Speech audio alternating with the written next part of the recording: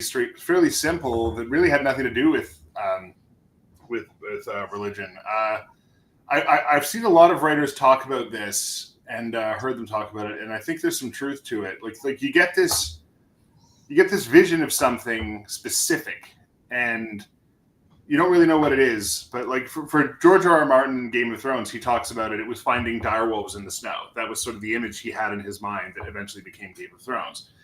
And Susanna Clarke, for Jonathan Strange and Mr. Norrell, for her it was Jonathan Strange on a bridge in Venice. And he's a magician and it's not going well and there's something going on. And he's like, what's that guy doing? And the reason I find that interesting is that when I read those books, those are the two things I see most clearly in my head. And for me, what I had before I really had anything was a vision of cannibal Russian aristocrats hunting peasants through the snow. That was the first thing that popped into my head. And that was sort of the seed from which the thing grew. But it is rooted in a fascination of mine with Tibetan Buddhism that I've had since I was a little kid. And I can talk about that more later if you like, where that came from. But and I think one of the things that sort of started to hook me as an idea as I was writing it was, Buddhism is a faith with, tens of thousands of gods, right? There's really no limit to the amount of gods that might exist in a Buddhist paradigm. And I suppose one of the thoughts that I was kind of enjoying as I was working on it, and that I would have had, I would still like to explore if I take this particular story any further, is what if it's all true? All of it. Doesn't matter which religion it is. Doesn't matter, like, what if there really is no contradiction? What if all religions are saying the same thing? And what if they're all true at the same time? What would that look like? Which sounds a little unhinged now that I actually say it out loud like that. But no, that was one of the aspects that we talked about right at the beginning. Julia reminded us of the scene with the Eucharist and how when Ian eats the Eucharist, it keeps the hunger at bay, and the fact that means inherently that the idea of transubstantiation is real. And while all of these other things that you've presented in this reality are also real, and so you have these seemingly conflicting religions and ideologies inhabiting what we all understand to be reality, just as truth and as part of the fabric of everyday physics. Wow, you guys are having a far more interesting conversation than I usually get to have about this book. Thank you. We have give it up for our members. They're amazing. They really are.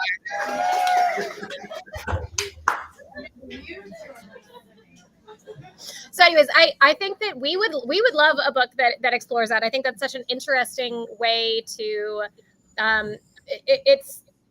it's a nuanced way to explore horror, especially because there is something this is going to offend somebody. I'm so sorry. But there is something inherently horrific about most religions and the way that these things are structured. There's the dichotomy of good and evil inherently means that there's something terrible. And so it's just a really, I have never read a book like this that does it that way. So I think kudos to you on that. Thank you. Well, you make an interesting point. Because, well, okay, so I mean, I think it was, for me, it was maybe a little obvious and basic what I was doing with the Domri Karate and the sort of cannibal Buddhist death cult, right? Like, Buddhism as a religion is not at all like that, but like the idea that life is suffering and that the goal is to escape the wheel of samsara and to not exist anymore, and in some interpretations could be interpreted as being kind of nihilistic. And so the Domri Karate was me kind of playing with that idea of like, well, what does it mean to be extinguished? What does it mean to end suffering by snuffing out a candle, But, of course, that's not what Buddhism is.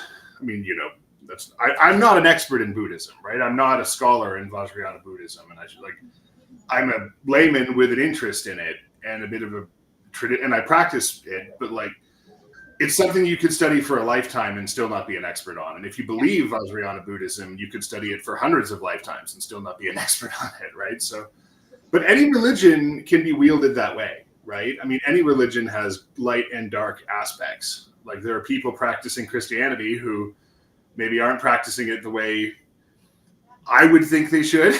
There are people practicing Judaism, like there's like, I think it's really a question of intention and sort of spiritual state. But I mean, I believe or want to believe that any religion is a path to God, but then that also means that any religion is a path to hell, right? Can you talk a little bit about how, so you said before that you started with this image of Russian aristocrats hunting and eating peasants for sport. Yeah. And then but it turned into this book that is at once a really beautiful love story and also at another time an esoteric spy novel, yes, about that goes into the deepest, darkest parts of a religion that most Western audiences have no awareness of or very little awareness of. So how did you go from point A to point B? I sort of had a moment. Well, I'll tell you guys what happened. I mean, so the story that I originally wrote was Ian's story. That was the first thing that came out. It was my first attempt at writing any kind of long form fiction. It was 2019, I think. Yeah, it was 2019. And I just sat down to write it. And when I was done, I had this thing that was sort of 20,000 words, and it was way too long to be a short story, and it was way too short to be a novel. And I was sort of puzzling over what to do with it. And, I thought about it for a while, and I sort of realized that I could synthesize, I might be able to synthesize it with these other stories that I had sort of had bobbing around in my head that actually were originally going to be campaigns for role-playing games, but I'm far too anal retentive to surrender control of a story like that. I was like, I'm just going to write this down. And as I sort of was doing that, it evolved. It sort of became this thing. And I think, and there was one key moment of inspiration that happened a while ago, years before I ever sat down to write this. I was in a bookstore in my early 20s, kind of in a dark, lost place, and I saw a book across the room, and I saw this guy's face on it. I think I have it here. Anyway, it's called The Bloody White Baron, and it's a biography of Baron Ungern von Sternberg, who was real. That was a real guy, and he was exactly as terrifying as you would think. He was a proto-fascist, Russian, like horrifically reactionary Russian aristocrat who was one of the most brutal figures of the Russian Civil War, and he tried to conquer Mongolia to lead an army of horse lords to purge the world of Jews and communists, which, of course, spoiler alert, doesn't work when there are machine guns in the mix now. But that was one of the thoughts, was what would it have taken for that to happen, for that uniquely apocalyptic thing to have actually happened? And I guess that was where that came from as well. But I will say, too, the Vajrayana Buddhism thing doesn't, because one of the questions you asked when you reached out to me about this was what my relationship is to this Tibetan Buddhism and to Vajrayana Buddhism. And I suppose so in the 60s, my Aunt Judy, my dad's sister, went to India to teach English in Tibetan refugee camps. And she ended up marrying my uncle TC Tetong, who was at various points, various different things in the Dalai Lama's government in exile. He was the foreign minister at one point. He spent most of his career hanging out in New York and The Hague, trying to get Tibet recognized internationally. And he died a few years ago. And his kids, my cousins, are so particularly Ladin Tetong is one of my heroes and has been since I was 4 years old. She's just a revolutionary. She's a rock star. You know how Radiohead performed with a Tibetan, or used to perform with a Tibetan flag on their piano before they broke up? That was her. She did that. She organized a bunch of activists to drop a banner off the Great Wall of China saying "One World, One Dream, Free Tibet," and got immediately deported from China. Wow. So I guess that doesn't. I don't have any kind of. I grew up with her as my hero, her and Judy as my heroes, and Tibetan Buddhism and Tibetan culture sort of in the background of my family life. And I just always found it beautiful and fascinating. And I would read about it and I would learn about it. And I suppose I wanted I wanted to honor that. I wanted to use some of what I knew. And and I originally, actually, the earlier drafts of the manuscript had more things that were explicitly about Tibet and Tibetan independence, but I was sort of asked to dial them back because they seemed didactic. It wasn't like a political censorship thing. It was like a this doesn't really speak to the story, and it was sad to get rid of them. But yeah, I'm on very dangerous ground writing about that in some ways as a white guy from Canada, but I mean, for what it's worth, my intentions were honorable, I guess. Well, I will say so also speaking as a white woman from the United States who has no personal exposure, or no direct connection to Buddhism, but I do have a family member who is, and the way that she has explained Buddhism to me, and not even that she's really explained it to me, but the way that I have seen her live it, the parts of John's story where he is learning about this and getting exposure to it, and the beauty that he sees in it, I think you did a very good job of capturing like the way that Buddhism can capture the imagination and bring out the best in people. And so I think you did that very well. And I did want to say, I asked, so the person in question is my mother-in-law, and I was telling her about the book, and I said, I want to send you a copy. I think you'd really like it. And this group that he writes about, is it real? I don't know. I haven't heard from the author yet. And I described it to her, and she was like, oh, well, there is a group that does believe in this. But we're not, but my teacher said these are the ones we never speak of. And the way I described it to her was, there is this group, and they basically believe in the end of the world, essentially, and the end of life. And she said, oh yes, no, that is a real true sect, but it is not something that is acknowledged within formal Buddhism. You're freaking me out a little bit. No cannibalism, but no cannibalism. Was this so this was of your creation? I didn't know that. I might need you to send me a link later. I'll ask my mother-in-law if she has one. But I mean, it did seem like it is not something that they talk about. It's a forbidden topic. Shit, I might be an wow, this was not what I was expecting. I love it. No, I thought I was pulling them out of the clear blue sky. But that's interesting. And that's funny because that's actually not the first time that something like that has happened to me during this. Okay. I mean, I'll tell you guys this story. I was writing the third story. I was writing John and Garrett's story. And I was sort of playing it out in my head. And I was like, okay, so for John to be in Sikkim, when I need him to be in Sikkim, I picked Sikkim over Ladakh because it was like the weather was better. The Sikkim made more sense. It had to be part of British India that was Buddhist. And he was in Sikkim. I feel like he was in Sikkim. And I'm doing my research, and I'm like, okay, in order for him to be there when I need him to be there, he needs to graduate from Oxford in 1908.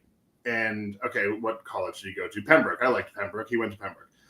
And so I start writing, and I'm doing the research as I go. Right, I'm sort of like doing things as I go. And I find out that the actual real-life crown prince of the princely state of Sikkim was a guy named Sidkyong Tulku Namgyal, who went to Oxford and graduated in 1908 from Pembroke College. Oh my God. and I had to go lie down. I needed a hot towel and a nap. The universe was guiding you to this. Well, that's why I'm a little scared now. Because Okay, so we just need to make sure. We enacted the prophecy because we spoke of them. I know that's true. I don't know what I mean, in fairness, look at how things have been going. Yeah, Since I published the book. we do have a point. Okay, Uh-oh. so we Sorry. just need to find the sword of Gryffindor and oh my god. Oh goodness. Okay, well, aside from our imminent demise, apparently, I will say I did want. This is a little bit of a tongue-in-cheek segue, but I did want to tell you about tonight's menu. Oh, please, yeah, please. We had our first course was a beef carpaccio with a delicious arugula salad. Perfect. It was fantastic. The second course was salmon poached in white wine with beet beurre blanc and a delicious farro salad with Brussels sprouts. Dessert I have not had yet, but Velvet cake. it's red. Oh yes, it's a velvet trifle, red velvet cake and raspberry trifle with goat cream cheese and white chocolate drizzle. Oh my god, that's decadent. Yeah, we eat very well here. Not we if in the Yukon, if we want to eat well, we have to make it ourselves. You live in the Yukon? Yeah, no, I'm up in Whitehorse. Yeah. Oh my! I knew There's you were. not a lot of fine dining.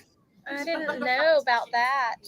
Oh my goodness. Well. Yeah, no, why would you? But yeah, I'm jealous. Let's put it that way. Can I say for the record that I hope you always remain an autonomous country and that you are not joined into our hellscape? You know, I actually. There. Okay. So I will say I deeply appreciate that because it's funny. Like there was a part of me that was a little ambivalent about doing an event in the States, but it was pretty obvious pretty quickly that the kind of people I'm mad at are not the kind of people who would go to an indie bookstore's event about a queer author's like debut book. You guys really aren't who I'm mad at, so we're not who we're mad at either. Thank you.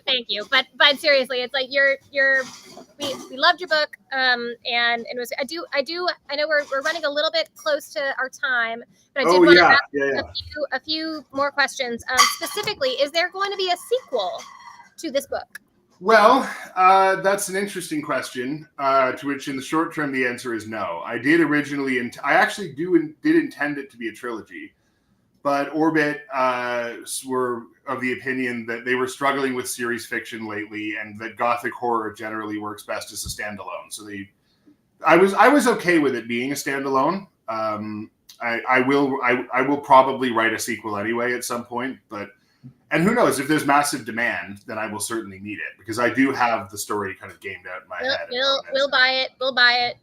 I appreciate that. I mean, yeah, let Orbit. Let Orbit know. Listen to the people, but there's specifically demand for Garrett. I just want to say, like, everyone loves. We know he's dead, but we know he's dead, but we would love his perspective. Even a short story would be. Him being dead doesn't negate him having a perspective. But, correct. But that's thank you. But that's very sweet. Thank you for that. I miss Garrett too, a lot. But I will say that like there are more books coming from me for Orbit. So I have two manuscripts with them right now, and we're deciding which one we're going to go with first. Both of which are different stories. One of which is a queer Lake Superior shipwreck ghost story thing, sort of the Edmund Fitzgerald, but with gay underwater ghosts, which is not quite as weird as it sounds. But I'm working on that one, and the other one is. It's a group of young French academics, one of whom is queer, go to Egypt during Napoleon's invasion and are murdered and discover that the ancient Egyptians were absolutely correct about what happens when you die. And everyone is very excited about that. that one, okay. Yeah, so I mean, for the names of them right now are The Wreck of the Charles Reed and The Earth from My Flesh. So one of those will come out. I actually at this point don't know which one, but they both sound awesome. Thank you. And hey, hopefully first of many. I mean, this was a lot of fun, and I would definitely come here again. So. Wonderful. Yeah. Come down. Yeah. Come south. So Far south. So So south. far south. Yes. Sorry. Oh, we have a specific comment from a member. They say, "Thank you for not letting the good guys win in the end," because that is boring. Isn't it boring? It's very boring. It's very, very boring. Also, you somehow managed to write a main character that is not boring. I find most main characters to be just milquetoast pieces of shit, and John Sackville was not. Thank you. I know what you mean, actually. Yeah. Right? It's like they're just like a foil for they're a vessel for the story to happen to, Exactly. Yes. We are speaking the same language. Man, I want to go to the Yukon. I want to go hang out. Hey, I don't recommend it. I would At least not until summer. It's quite nice in summer, but Charleston is nice, but our country is about to be aflame. So, Yeah, it's funny. You have the good weather, and we have the sanity. I don't even know what to call it at this point. Indeed. But, who knows which one I would prefer? It could go either way. I mean, it's been like minus 40 for the past 2 weeks. That's Celsius. I don't know what that is in Fahrenheit, but it's not warm. But it doesn't sound good. It doesn't sound great. Does not sound great. Okay, we usually do try to ask some questions about books you'd recommend to people right now. Oh, yeah. I was trying to put some thought into that. I mean, there's a few, but the one that I'm kind of most excited about that's new. Like I read a lot of. I don't necessarily read things that are current, but the one that I'm currently really stoked about is called Perilous Times by Thomas D. Lee. It's basically King Arthur and the Knights of the Round Table come back to save England from peril, but the peril is climate change and ecosystem collapse and the evisceration of the state by capitalism. And it's great. It's a lot of fun. We compare it to Terry Pratchett, but I think it's more like Douglas Adams. And there is one more that I would mention. It's called The Sun and the Void by Gabriela Romero Lacruz. And it's I'm actually only about halfway through this one, but it's it's a fantasy world inspired by Gran Colombia and Latin American culture, and it's Colombian history. And there's witches and ancient gods and eldritch things, and would also strongly recommend. Dope. So there's others, but those are the two I'll pick. Okay, awesome. Do you want to open up to the crowd, or? Yeah, is there anything we didn't touch? Okay, I think we successfully got to everybody's questions or explanations. Thank you so much for joining us. This was so wonderful. Thank you. I had so much fun. This was really great. Thank you all for coming. I really, really appreciate it. Thank you, and we will hopefully see you again sometime in the future, and good luck with the rest of your publications. We can't wait to see what you have next. Thank you. Reach out anytime. Will do. Thank you, Nick. Bye, everyone. Bye-bye.